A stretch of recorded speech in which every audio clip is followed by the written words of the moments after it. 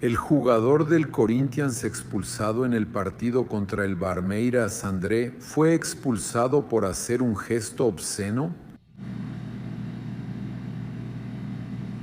El tipo solo estaba acomodándose. Por el amor de Dios, hombre, todo hombre sabe lo que es eso. El tipo solo se está acomodando los huevos en la ropa interior. Por el amor de Dios, hombre, no es posible. El Palmeiras todavía tiene el descaro de quejarse. Viejo, los tipos todavía se quejan. 2 jugadores expulsados, una expulsión así. ¡Qué locura, viejo! ¡Qué payasada, viejo! El Flamengo va a ser considerado una nación. La información es exclusiva. Esa campaña que hizo el Flamengo tuvo efecto. Este lunes la ONU va a reconocer al Flamengo como una nación. Dios mío, yo quiero el pasaporte. Eso va a ser en Nueva York con la presencia de Silco, él que fue nuestro ídolo, que fue la imagen de la campaña oficial del Mengão. El Flamengo, siendo reconocido como una nación. Silila Pereira estaba emitiendo un comunicado porque pospuso un partido por un día. Imagínate ahora con el Flamengo siendo campeón mundial y siendo una nación. Pedro, estabas bromeando ahí que ni siquiera sabías de todos los récords que lograste, pero fueron marcas significativas. Te convertiste en el máximo goleador del siglo del Flamengo, superaste a Gabigol, que es uno de los ídolos en la historia del club, y también estás en la lista de los máximos goleadores del Maracaná en la historia. ¿Cómo te sientes al entrar en la historia? Cuéntanos ese sentimiento de dejar una vez más tu nombre en la historia de un club como el Flamengo, con tus goles. Un golazo contra un equipo en el que ya jugaste, está la famosa ley del ex, todo un enredo. Entonces cuéntanos un poquito de ese sentimiento de poder alcanzar tantas marcas así con el Flamengo. Como digo, Dios hace cosas que ni siquiera imaginaba en mi vida.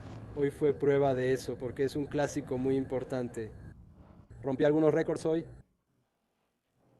Como dije, no pienso en el récord ni en esa marca, pero pienso en el día a día, las cosas suceden naturalmente. Y hoy alcancé esa marca de ser el segundo máximo goleador del Maracaná.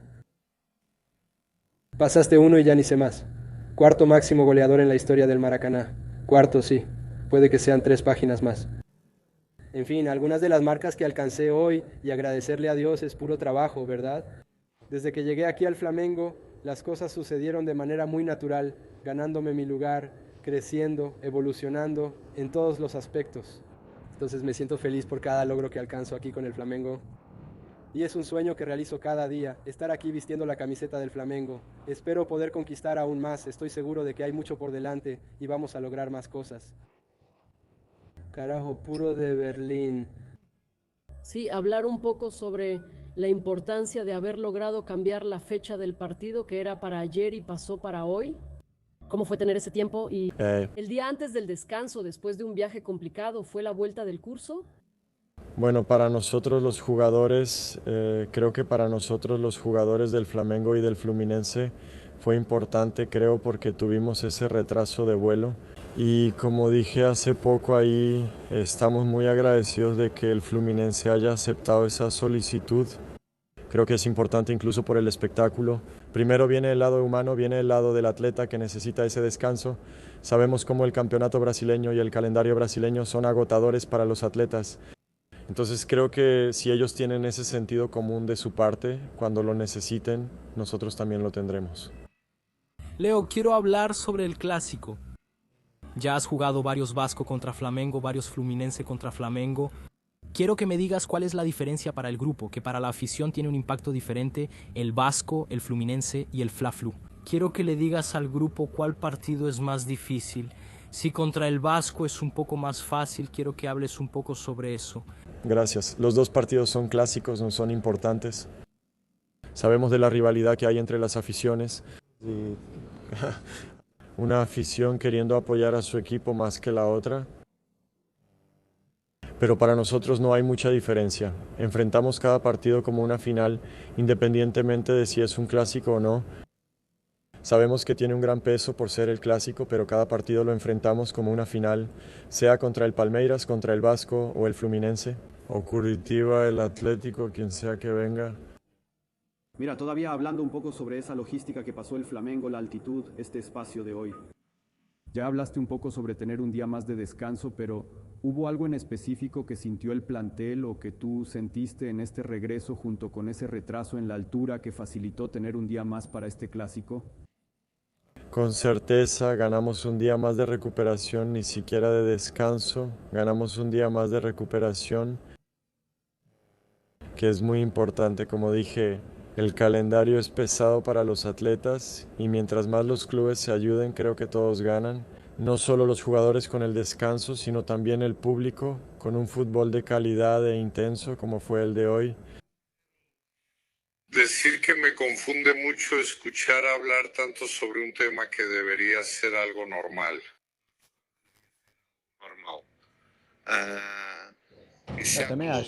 Ya estamos acostumbrados a que sean llorones, o sea, son llorones profesionales, lloran por todo y por cualquier cosa. Otros de los que me sorprendió bastante que hablaran sobre algo que no les corresponde. Como dijiste, fue un viaje extremadamente difícil, igual que el del Fluminense. Gracias. Y es por el bien del espectáculo y de la salud de los jugadores. Ahora soy fan del voto, ¿eh? Entre los clubes. Para que el partido se realizara hoy. Seguro que el espectáculo que vamos a ver hoy es mejor que el que habríamos visto ayer. Y así fue. Partidazo. El mejor Fla-Flu reciente. Y es obvio que si el entrenador del Fluminense no pensara que iba a sacar ventaja de eso, porque cualquier entrenador que tiene más días para entrenar y para que sus jugadores descansen, no lo habría aceptado. Creo que es algo que es bueno para el espectáculo, es bueno para el fútbol brasileño y en un momento en que se habla tanto de la liga y la liga debe ser algo para proteger el producto y nuestro producto es el espectáculo que damos a los espectadores y a la televisión. Ver a los clubes criticar una decisión que protege la salud de los jugadores y que protege el producto del que todos vivimos. Me desconcierta mucho que vayan por ese camino. Perfecto, ¿eh? Perfecto. Mira, entonces, él deja claro ahí que el Palmeiras es el equipo llorón, llorón, que se queja de todo, Leila y Palmeiras, y el trasero peludo es el otro, que se metió donde no lo llamaron, ¿verdad? Etcétera y tal. Lo del Palmeiras es método, ¿verdad, papá? Método es el método del Palmeiras desde siempre, llora por todo. Bueno, buenas noches a todos.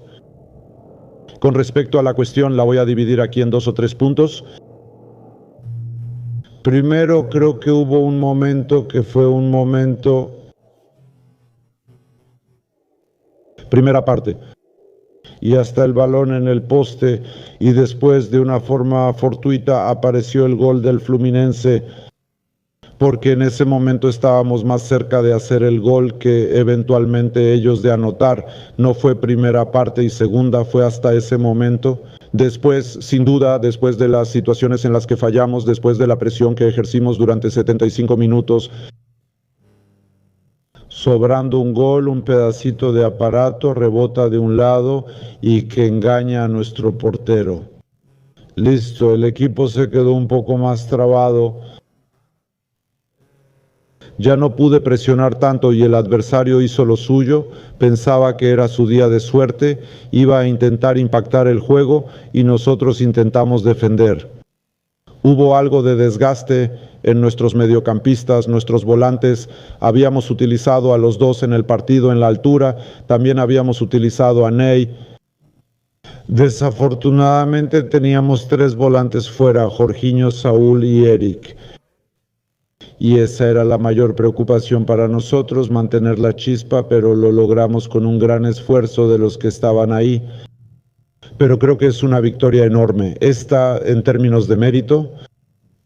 Mientras que, por ejemplo, en la final del Carioca fui mucho más equilibrado. Hoy, si la suerte está de nuestro lado, en la definición podríamos estar 3 o 4, hablando de 3 o 4 fácil hasta los 75 minutos, ¿ok?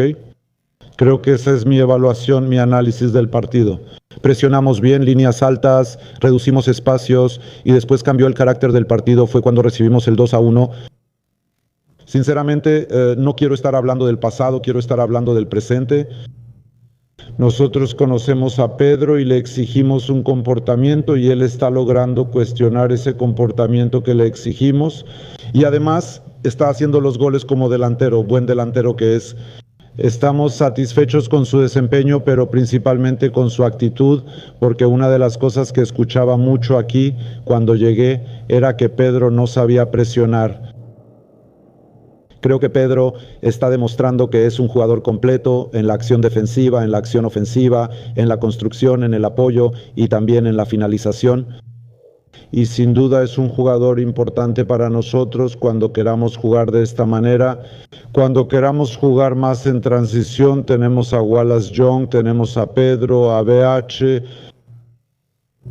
como ya fue en el partido pasado en la altura. Y creo que vamos a tener las opciones, si todos están en condiciones, tenemos opciones según nuestras necesidades. Bueno, nuestras intenciones son mejorar día a día nuestros comportamientos. Sabíamos de las dificultades que Fluminense siempre pone en estos clásicos en relación al Flamengo. Hice un análisis de los últimos 10 partidos y verifiqué que solo en 2 Flamengo había logrado hacer un gol en el primer tiempo y trabajamos sobre eso. Les dije a los jugadores que tenemos que jugar presionando y que tenemos que hacer un gol en el primer tiempo. Tenemos que reducir espacios, provocarlos con balón, sin balón, presionando en la salida de balón. En términos de estrategia trabajamos bien, los jugadores lo entendieron en el campo y tuvieron una actitud formidable y lo logramos porque en términos porcentuales, siempre que Flamengo hizo un gol en el primer tiempo, ganó el partido. Y esa directriz que les di a los jugadores, porque normalmente Fluminense es el que entra fuerte, empujando, y después nosotros andamos corriendo detrás del resultado. Y yo quería invertir las situaciones como acaban de invertirlas, ¿no es así? Ellos no fueron los que anduvieron detrás del resultado, y creo que los jugadores entendieron el mensaje y en la cancha lograron aplicarlo. Con el primer tiempo, como dijiste, formidable, solo queda corto el resultado que tenemos en la primera parte. Yo analizo que las expulsiones, algunas tienen son actitudes irreflexivas, ¿verdad? Actitudes irreflexivas como fue la situación de Carrasca. Creo que él no tenía necesidad de abordar esa jugada de esa manera, pero fue por la ansiedad de querer ganar el balón porque casi no tenía, hace una tijera, pero si no le hubieran dado roja también hubiera sido amarilla. Martinelli hizo una falta que fue más o menos parecida a esa, ¿verdad? Y solo le sacaron amarilla. Pero bueno, el árbitro es soberano en estas situaciones. Pero sin duda es muy importante el control emocional. Y cuando pedimos un poco más de garra, más agresividad, sin duda las emociones van a estar más a flor de piel. Y aún más, tenemos que controlar ese tipo de emociones. Pero prefiero controlar las emociones y que ellos tengan más garra a que estemos apáticos, sin emociones y sin esa garra. Bueno, creo que el día extra, la cuestión no debería ser esa, debería ser el día extra para Fluminense y para Flamengo, lo que les proporcionaron, les dieron a los equipos un poquito más de tiempo para organizarse. También les permitieron a los jugadores estar más descansados, porque tanto Fluminense como Flamengo jugaron 3 partidos en 7 días. Y en relación al espectáculo y a la salud física de los jugadores, yo también creo que es importante preservar el espectáculo. Con los jugadores más frescos habrá un mejor espectáculo. En cuanto a la salud física de los jugadores, al estar más frescos también tendrán menos riesgo de lesión. Y todo eso creo que son aspectos extremadamente positivos que terminaron ocurriendo. El resultado es otra situación. Yo podría estar aquí y haber perdido el partido, pero estaría diciendo lo mismo. ¿El por qué? Creo que benefició a los dos equipos, por eso el Fluminense aceptó. Porque si te fijas, nosotros cambiamos, sin contar al portero, cambiamos a 6 jugadores del partido en la altura. O sea que solo teníamos 4 jugadores cargados. El Fluminense tenía un partido más, pero jugó con el mismo equipo. Por eso la ventaja y la desventaja están muy equilibradas. que ellos aceptaron, y con certeza el entrenador también aceptó porque había jugado con todos y aprovechaba un día más de recuperación para todos sus jugadores. Nosotros, como no sabíamos si el Fluminense iba a aceptar, hicimos una rotación en los jugadores y solo 4 jugadores iban a empezar de los que fueron utilizados de esa jugada que fue utilizada en el Poreu. Pienso yo que fueron Everton, Paquetá, Leo y Plata. Y ustedes pueden corregirme si se conocen mejor que yo, pero creo que fueron esos 4. Pero el portero. Ya hablé sobre Paquetá cuando llegué aquí. Creo que Paquetá puede jugar en varias posiciones porque en su carrera ha jugado en diferentes posiciones.